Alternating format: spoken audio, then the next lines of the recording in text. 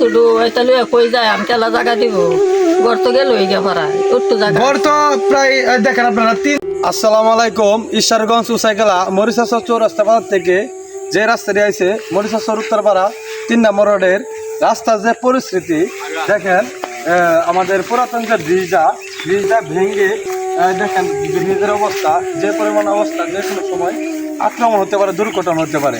এই দুর্ঘটনার দায়ভার কে নেবে দেখেন আপনারা।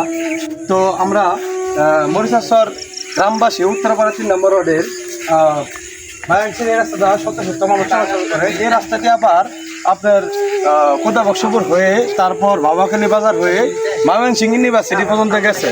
এই রাস্তা এরকম রাস্তা ময়মনসিংহ বিভাগের মাঝে যে আছে কিনা এটা আমার সন্দেহ।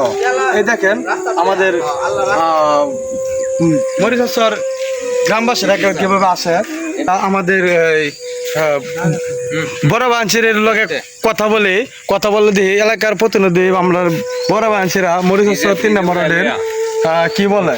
ভাই আসসালামু আলাইকুম। ওয়ালাইকুম সালাম। ভালো আছেন ভাই? হ্যাঁ আলহামদুলিল্লাহ। ভাই আমাদের এই ব্রিজের জন্য এবং মরিশাসর 3 নম্বর রোডের এই দেখেন রাস্তাঘাটের যে পরিস্থিতি কিছু বলেন ভাই। এটা তো জরুর দরকার ভাই। এই রাস্তাগুলা পাবলিক আনিগুনি খুব অসুবিধা হচ্ছে।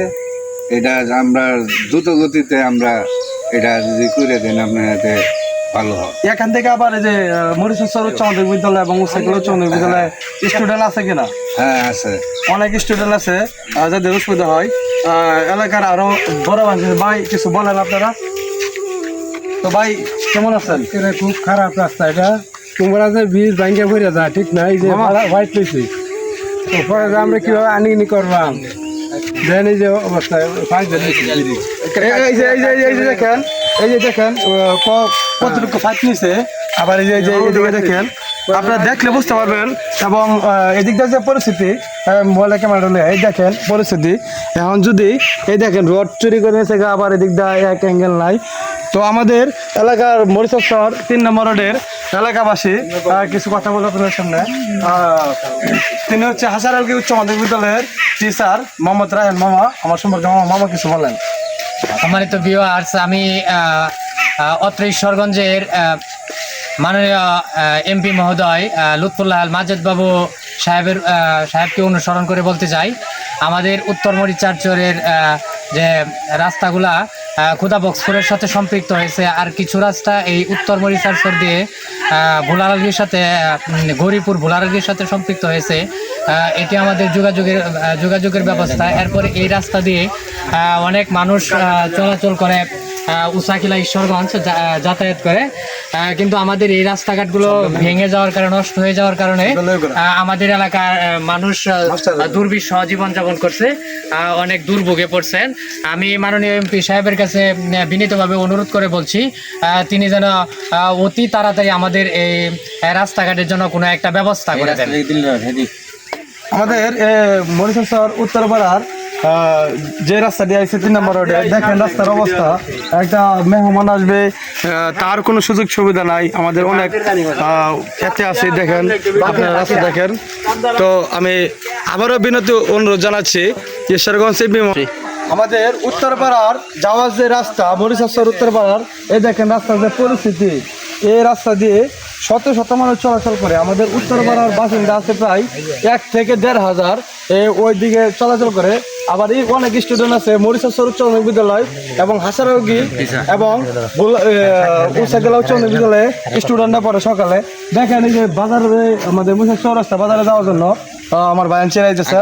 ভাই এই রাস্তার বিষয়ে কিছু বলেন, কেমন অসুবিধা হইতেছে আপনাদের? অসুবিধা অনেক হইতেছে অনেক হইতেছে ভাই, কিরকম একটু বলেন।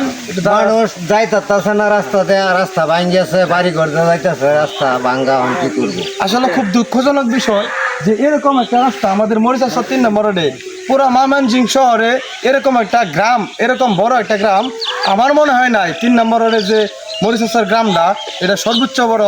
দেখেন আপনাদের রাস্তা দেখেন, আপনারা কিছু বলবেন নাকি? তো আপনারা দেখেন এই যে দেখেন রাস্তাগুলা, আমার সাথে আসো। এই রাস্তা দিয়ে কোনো গাড়ি চলাচল করতে পারে আমার মনে হয় না। যদি একটা আজকে আমাদের মধ্যস্থরে মানুষ অসুস্থ হয়ে যায়, তাহলে এই রাস্তা দিয়ে যদি একটা অ্যাম্বুলেন্স দোকানে যাবে, এই রাস্তা দিয়ে কোনো একটা গাড়ি জানা, আমরা কিভাবে মহোদয় মাধববাবুর কাছে আবারও দৃষ্টি আকর্ষণ করছি যে আমাদের উত্তর মরিচার 3 নম্বর রোডের রাস্তার কাজটা করার জন্য। আবার এই দেখেন, এটা হচ্ছে আমাদের জেডির বাড়ি হচ্ছে এটা। জেডি কিছু আপনি বলেন, আপনার বাড়ির উদ্দেশ্যে। এই বাড়িটা ওই যে গড়টা করে বাইরে হয়ে যাইতাছে একটু গড়টা দেখো, এই যে গড় একান্তে গড়তে সর্বোচ্চ 3 জায়গা আছে, মেইন রুট যেটা সর্বোচ্চ 3 জায়গা আছে। এই যদি ভাঙ্গা পড়ে, তারপর যে যেদিন ঘরগুলো আছে সেগুলো কি অবস্থা হবে? যদি বলতেছে যাওয়ার জায়গা মাগা নাই, তাহলে এই কাজটা কেন এত দেরি হচ্ছে? আমাদের মানুষের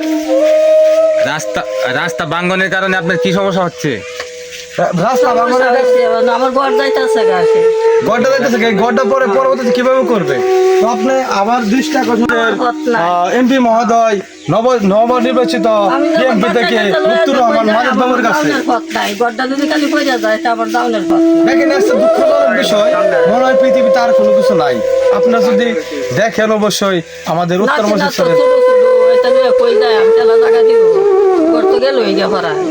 গড় তো প্রায় দেখেন আপনারা